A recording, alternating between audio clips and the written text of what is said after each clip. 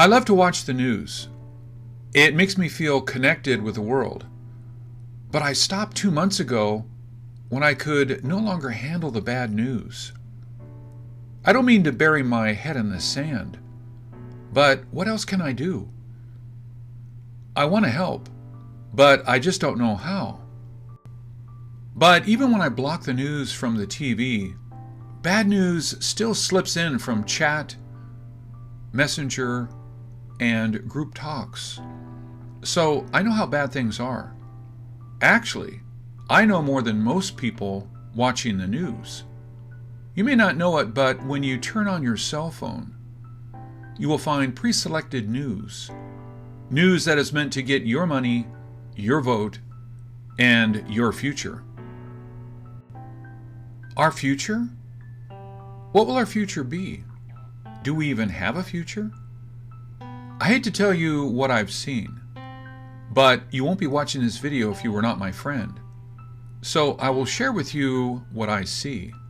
And hopefully I am wrong. Hopefully everything will be just fine. The virus has hit us hard.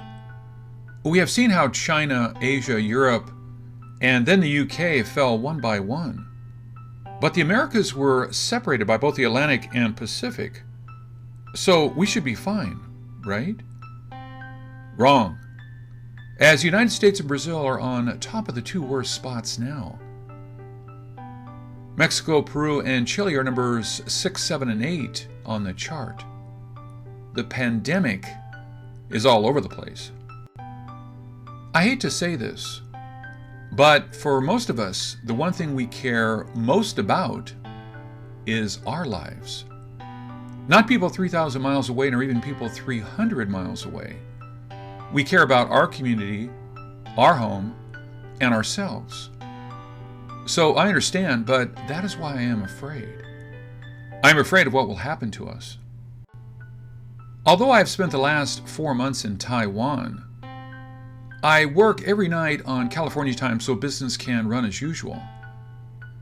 It is sad and alarming seeing what COVID-19 has done to us.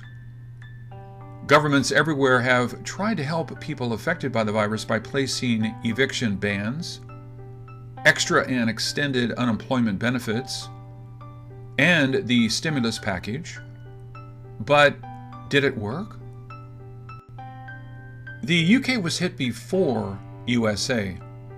So let's see what the UK critics have to say. Quote, "This is not an evictions ban, as Labour argued for, and renters were eventually promised by Boris Johnson.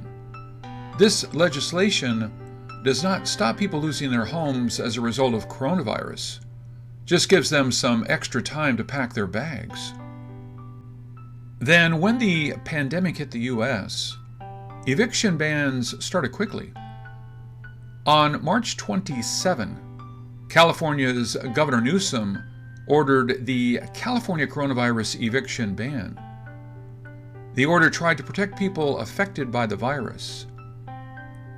Quote, "The governor's orders cover those who have lost work because of the coronavirus and those who need to take care of children whose schools are closed are family members with COVID-19. Renters will eventually have to make up all the rent they owe." Quote. I will not comment if the order is good or bad, but I will say it is a must because no one wants to see homeless people jamming up the streets. Do you know how many Indian workers have died from the virus after they were forced to walk hundreds of miles to get home?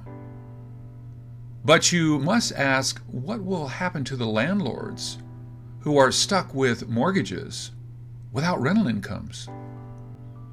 Then on April the 13th, 2020, the Judicial Council adopted an emergency court ruling that effectively stops all evictions in California. Again, this is a must, because under a lockdown, no one is there to process the paperwork anyway. Well, if you already have a judgment, you will have to wait for the sheriff's department to open, which, based on my personal experience, has been closed for other than emergencies for the last 4 months. But how bad will it be? I will share a first-hand experience with you. One tenant decided to move out because they could not afford to pay rent anymore. I priced that rental below market because I want to find good tenants. In about a week, I got over 1,000 inquiries. As you can see in this picture from just one website. So I try to select qualified applicants, but the phone rings every 10 minutes. And I got more emails and text than my phone could handle. I tried to answer when I could, but with limited time allowed to answer all questions, people started calling me names when I couldn't answer right away, calling me rude when I was short on my answers. Basically, it is impossible to even talk to people who are desperate to find a place before the temporary eviction ban expires. I had only one house to rent, and I don't know what will happen to the other 1,000 callers who did not get an affordable place to live. I felt the pain when tenants chose to skip paying rent because the government said they can do it. Some may argue that the order is meant to protect only people affected by the virus. But isn't everyone affected? But if the unemployment pays as much as your full paycheck, and you got an extra $1,200 stimulus payment per person, why did so many choose to skip rent payments? Under the order, renters still need to pay the rent. They just, quote, have more time to pack their bags. But the extension comes with a price. The price of not being able to find another home. And the eviction will stay on your credit report even if you file bankruptcy. Landlords do not need to be picky, they just need to pick one they feel comfortable out of the thousands that have applied. So, what may happen? Take the California courts as an example. They will be overwhelmed when they reopen. There will be months of backlogs, tens of thousands of unpaid rents. Who will rent homes to someone with low income when it takes 2 years to evict a non-paying tenant? The only solution may be to take up after the Nevada eviction process, which requires a 7-day pay or quit notice to the tenant under certain circumstances.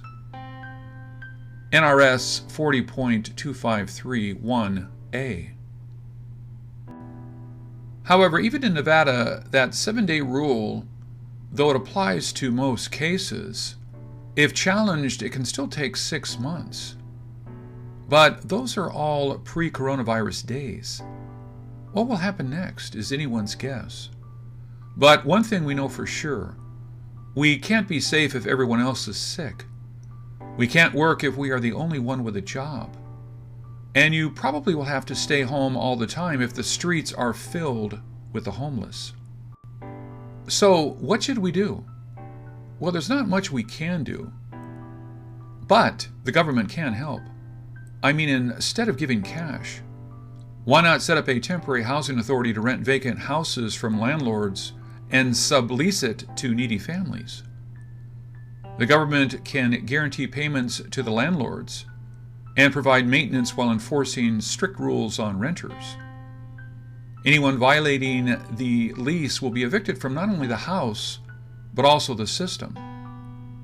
It is not an easy task, but with so many people out of job, it should not be hard to find handyman, cleaning ladies, office workers to make this happen, right? Why do I think this may work? Because during these chaotic times, landlords will rent only to trustworthy tenants, like the government, while tenants need to follow rules that can be enforced. In this day and age, only the government can enforce such rules. It is easier said than done, and I hope the system will be fair and just. Most importantly, I hope it will be in place soon.